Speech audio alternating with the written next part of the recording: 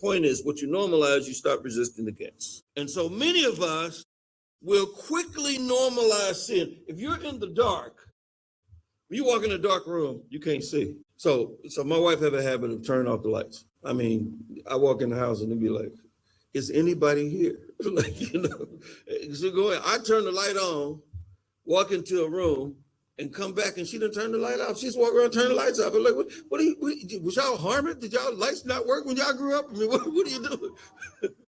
Turn some light off. People living here. And so, but sometimes I come in, the light be off, and the light switch on the other side of the room. Now, my wife had another habit of changing furniture around. You know, so for 40 years, my big toe and little toe on each foot suffered regularly because I kept running into furniture because it was dark and the furniture was changed. For the last 3 years, now what I do is I come in the house, and if it's dark, I stop for a minute and I wait. Because if I wait in the dark long enough, I can see in it. All of a sudden, I don't realize it's dark no more. Now I'm walking around in the dark, and she'll have the nerve to come in and say, why are you in here in the dark? What happened is I normalized the darkness. And that's what many of us end up doing with sin.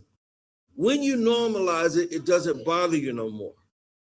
As long as you can see in it, it seems to be okay. I used to work with this guy. Every now and then I ministered with him, but every now and then he would clean it. His job, one of his jobs was to clean up these theaters. And we're going, now, you know, in the theater, the lights that you see are not the real lights. And you can turn the fluorescent lights on and then you can really see. And we used to come in and we would clean the theater and he would not turn on the fluorescent light. And we would walk around and we would clean the bad boy. And I was like, you sure this clean? He was like, yeah. It looked clean. It looked really, really good. And so I come and turn that light on. Now popcorn all over the place. You see crumbs all over. You see all kind of stuff over there. You see everything you miss when the light come on. When God says, if you live in darkness, he says, everything in the darkness will come to light. I'm shine on it. So what you got used to, what you feel comfortable with, I'm going to come in and see it with the fluorescence on. All right?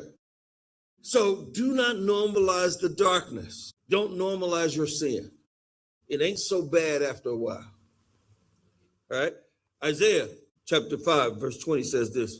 Woe, I hate when God says woe. Woe unto those who call evil good and good evil. Those who say, ain't nothing wrong with this. There's a song saying, ain't nothing wrong with a little, you know what I'm talking about. This the black folk know what I'm talking about. Amen. That little bit is why you got 6 kids now, about 4 different guys, you know. It says, who put darkness for light and put light for darkness. Who put bitter for sweet and sweet for bitter. But he says you've switched and normalized the wrong thing and you calling it okay. He says, don't normalize that. Hebrew chapter 3, verse 12 says this. See to it, make sure, and this is just talking about how we can easily normalize it if we're not intentionally not normalizing.